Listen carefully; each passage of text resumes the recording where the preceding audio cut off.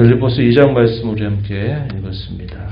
빌립보서 2장의 내용은 사도가 1장 후반부에서부터 이 성도들 향해서 주는 권면의 내용이 소개가 됩니다.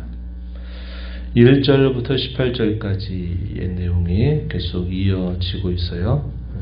바울 사도가 성도들에게 주는 권면, 그리고 19절부터 30절 이르는 내용은 바울 사도의 동역자들에 대한 소식을 그들에게 알려주는 내용들이 소개가 됩니다. 이런 성격들은 조금 개인적인 성격이 있겠다 하겠습니다. 당시 바울 사도와 빌립보 교회 성도들 간에 서로 잘 알고 있는 동역자들에 대한 사도의 소개 내용입니다.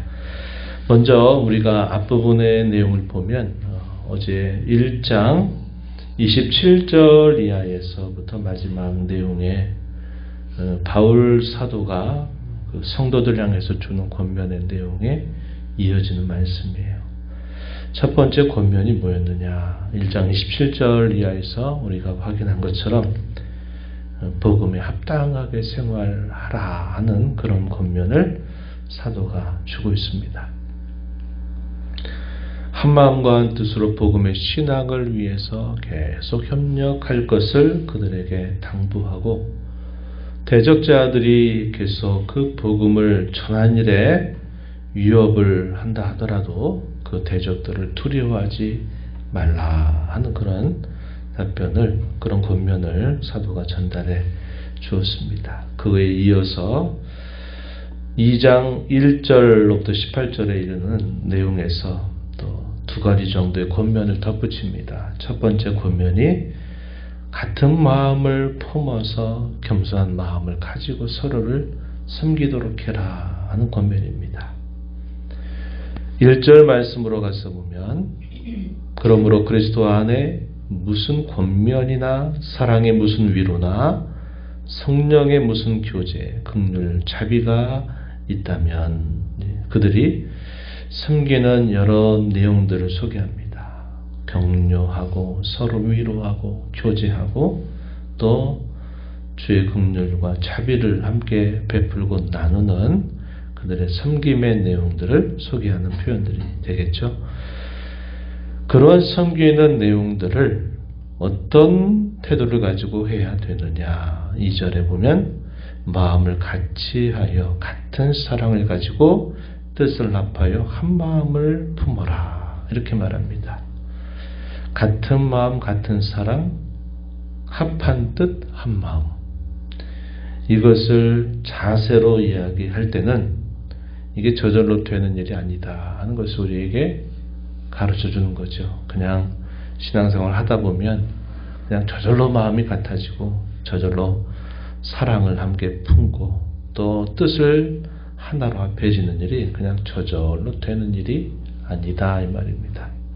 신앙생활을 한다고 하면서 서로가 함께 어우러서 같은 생각을 공유하고 같은 뜻을 품는 것에는 많은 수고와 노력이 겸비되어야 한다 하는 겁니다.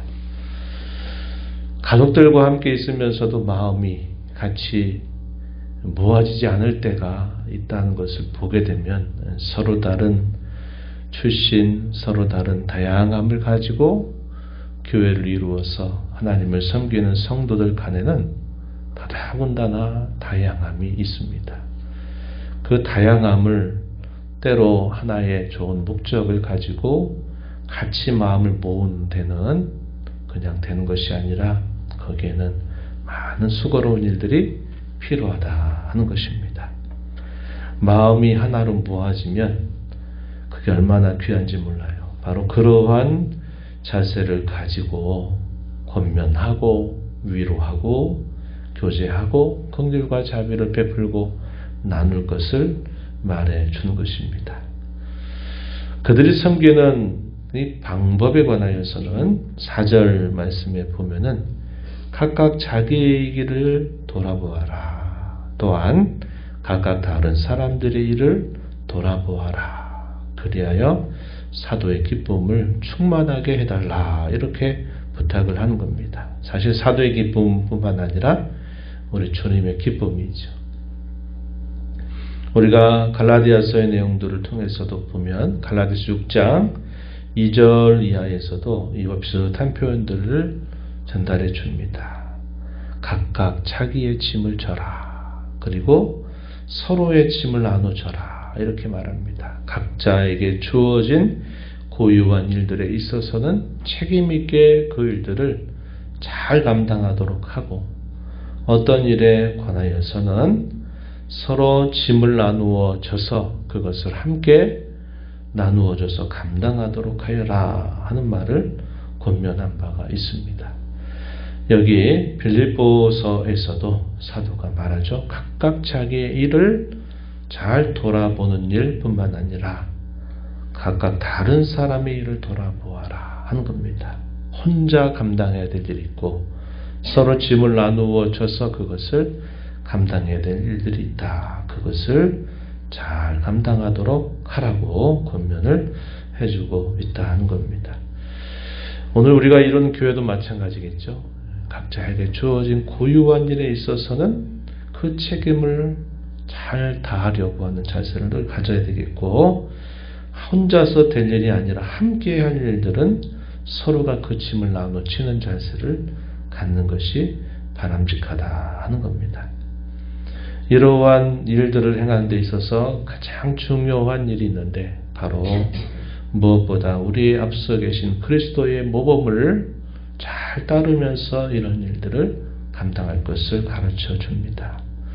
5절부터 11절 이런 내용입니다. 이 초대교회 당시에 그리스도를 향한 찬송이다라고도 알려져 있는 아주 유명한 내용들이 돼요. 우리 잘 아는 내용이죠.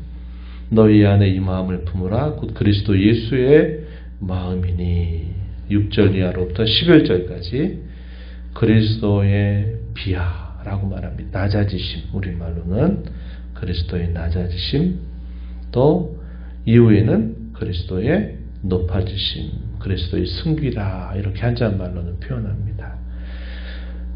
하나님과 동등하신 분이심에도 불구하고 스스로 자기를 비워서 종의 형체를 가지사 사람과 같이 되셨다.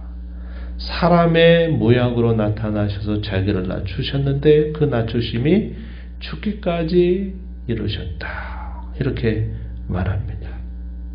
누구 때문입니까? 죄된 자기 백성들을 건지고 살리시고 구원하시기 위하여서 친히 자발적으로 그렇게 예수님이 낮아지셔서 죽음까지 겪어주셨다는 사실이죠. 그 죽음으로 끝이 아니라 하나님은 그 십자가에 달리신 그리스도를 죽음 가운데서 다시 일으켜서 모든 이름 위에 뛰어나게 하시고 하늘에 있는 자들, 땅에 있는 자들, 땅 아래에 있는 모든 자들로 예수의 이름에 꿇게 하시고 예수 그리스도를 주님이라 시인해서 하나님 아버지께 영광을 돌리게 하셨다. 주님의 이런 낮아지심과 높아지심이 우리 구원의 전부가 됩니다. 그뿐만 아니라 우리의 믿음 생활 혹은 신앙 생활에 있어서도 가장 중요한 모범이 되신다는 겁니다. 죽고자 하는 자는 다시 살게 되고 살고자 하는 자는 다시 죽게 될 것이고 크고자 하는 자는 오히려 섬기는 자가 되라 하시는 예수님의 이런 모든 제자도에 대한 이런 소중한 가르침들도 다 주님이 앞서 행하신 이런 일에 모범을 따라서 우리에게 보여주시는 삶입니다. 그래서 주님의 낮아지심과 높아지심은 우리의 구원의 전부가 되고 우리의 신앙생활의 전부가 된다라고도 말할 수 있을 만큼 중요한 겁니다. 사람들 간의 이해관계에 얽혀서 뭔가 뜻을 일시적으로 같이 할 수 있고 또 같은 목적 아래 무엇인가를 함께 할 수 있을 겁니다. 그러나 그것이 끝까지 지속되지는 못하는 경우들이 참 많아요. 세상 가운데 동지, 옛날 우리 어려운 일제시대 때 나라의 독립을 위해서 이렇게 뜻을 같이 한 이들, 그런 이들을 서로 동지 북한에서도 그 좋은 말을 많이 써서 조금 낯설긴 하지만 뜻을 함께하는 사람, 그런 의미를 담고 있는 좋은 의미를 담지만 끝까지 함께 가는 그런 사람들도 있는가 하면 또 도중에 변절하고 도중에 결국 자기의 동료들을 배반하는 그런 일들이 또 분명히 있는 것입니다. 세상 가운데서 그런 이해관계에 얽혀서 이렇게 뜻을 같이 하는 일들은 오래 가지 못해요. 그래서 그런 모든 일에 있어서 가장 중요한 근거는 우리를 구원하신 주님의 앞서신 그 주님의 걸음을 늘 생각하고 해야 내가 내 뜻을 굽히고 서로 뜻을 같이 할 수 있고, 내가 마음에 안 맞더라도 또 그 마음을 추스리고 내가 주님 때문에 또 마음을 같이 다른 성도와 함께 할 수 있는 것입니다. 그래서 모범 되신 그리스도의 뒤를 따라가려고 하는 자세를 가지고 서로 마음을 같이 하고 뜻을 합하고 하나가 되어서 각각 자기의 일을 또 다른 사람의 일을 잘 돌보는 그러한 자세를 계속 가져라. 이것을 사도가 권면합니다. 이어서 모든 일을 행할 때 원망과 시비를 없이 하면서 행할 것을 또 권면합니다. 12절부터 18절 내용에 그렇게 소개해주고 있어요. 특히 14절 말씀에 보면 모든 일을 원망과 시비가 없이 하라 이렇게 말합니다. 역시 이것도 반대로 생각하면 어떻다는 겁니까? 무슨 일을 하더라도 이런 원망과 시비의 문제는 항상 생길 수 있다는 것을 당연히 전제하고 하는 말이죠. 이런 게 없이 모든 일들을 다 잘하면 얼마나 좋겠습니까? 근데 우리는 그럴 만한 존재가 되지 못한다는 거예요. 그럴 때 이런 원망과 시비의 문제를 늘 주의하여서 그런 문제들을 잘 극복하면서 모든 일을 행하라고 사도가 권면해주고 있다 하는 겁니다. 그렇게 권면하는 목적은 15절 이하에 보면 어그러지고 거스르는 세대 가운데서 흠이 없고 순전한 자세를 이루도록 하여서 우리 주님이 기뻐하시도록 하라는 겁니다. 그것이 목적이다 하는 것을 말하고, 사도가 빌립보 성도들 향해서 그들의 믿음의 재물과 섬김의 위에 자신을 전제와 같이 드린다 하더라도 나는 기꺼이 기뻐하겠다 이렇게 말하면서 그들을 격려하는 메시지를 전달합니다. 그리고 그 이하에 19절부터 30절 이런 내용은 동역자들에 대한 소개인데, 이 동역자들의 공통점 뭐냐? 자기의 일을 구하지 않고 그리스도 예수의 일을 구하는 이들이다 이렇게 말하고 있다는 겁니다.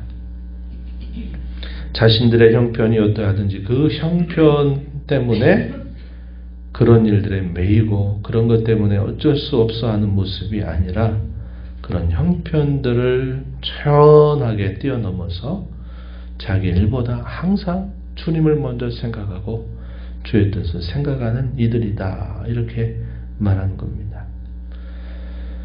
마태복음 16장 보게 되면 베드로의 신앙 고백이 있죠. 주는 그리스도시요 살아계신 하나님의 아들이십니다 라는 이 고백으로 칭찬을 받았던 베드로는 예수님이 고난당하여 어려움을 겪을 것이다 라는 말씀을 들었을 때 그런 일이 주님께 미치지 못하게 하겠습니다 라는 말을 들었을 때 이 베드로를 향해서 사탄아 내 뒤로 물러가라, 너는 나를 넘어지게 하는 자로다 이렇게 말씀하시면서 네가 하나님의 일을 구하지 않고 사람의 일을 구한다 이렇게 주님이 책망하셨던 말씀 있죠. 사람의 일과 하나님의 일, 이걸 말씀하셨어요. 여기서도 자기의 일이 아닌 그리스도 예수의 일을 구하는 자들로 소개되는 인물 디모데와 에바브로 디도가 소개되고 있습니다. 이러한 이들을 기쁨으로 영접하고 존귀하게 여기라고 사도가 권면하죠. 디모데를 보내기를 원하지만 디모데보다 먼저 에바브로디도를 너희에게 보내겠다 이렇게 말합니다. 그 목적은 빌립보 성도들의 근심, 또 사도의 근심을 덜어서 그들이 위로를 받게 하기 위해서 그렇게 한다 이렇게 소개를 해주고 있다 하는 겁니다. 그러한 신실한 자들 사도가 소개하는 내용들이 우리가 함께 읽은 후반부의 기록이 됩니다. 오늘 이 말씀을 보면서 우리 앞서가신 주님의 모범을 늘 생각하고 우리가 같은 마음을 품고 뜻을 합하고 또 함께 서로 섬기고 위로하고 겸손한 태도를 가지고 다른 사람을 귀하게 여기고 각각 자기의 일을 잘 살필 뿐만 아니라 다른 사람의 일을 돌아볼 줄 아는 그런 신앙의 걸음을 걸어가는 것. 오늘 우리가 이루는 이 교회도 이러한 섬김 위에 든든히 서게 될 것입니다.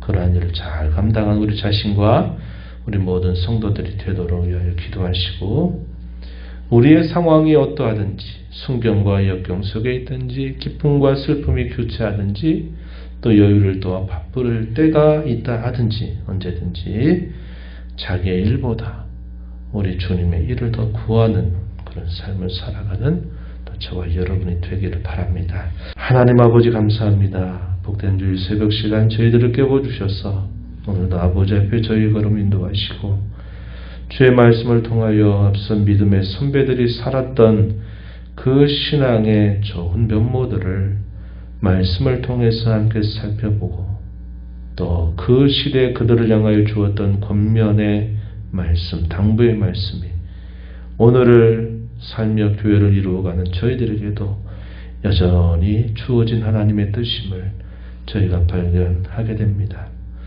무엇보다 저희를 사랑하시고 저희의 구원을 위하여 낮아지신 주님, 죽기까지 복종하셨던 주님, 다시 높아지셨던 주님의 그 발자취를 따라서 저희 모든 신앙의 걸음을 그 주님께 집중해서 서로 마음을 같이하고 뜻을 합하고 겸손히 서로를 섬기고 자기 일뿐만 아니라 여러 사람들의 일을 돌아볼 줄 아는 저희들의 모습이 되게 하시고 이런저런 성편에 매여서 늘 자기의 일에 매여 살아가는 삶보다도 언제든지 그리스도와 그의 교회를 위하며 주의 나라를 기뻐하며 살아갈 줄 아는 신실한 주의 자녀들로 저희들을 세워 주옵소서. 은혜의 보호자 앞에 나와 아버지 은혜를 구한 모든 심령들의 간구를 귀 기울여 주시고 응답해 주시길 바라며 예수님 이름으로 기도하옵나이다. 아멘.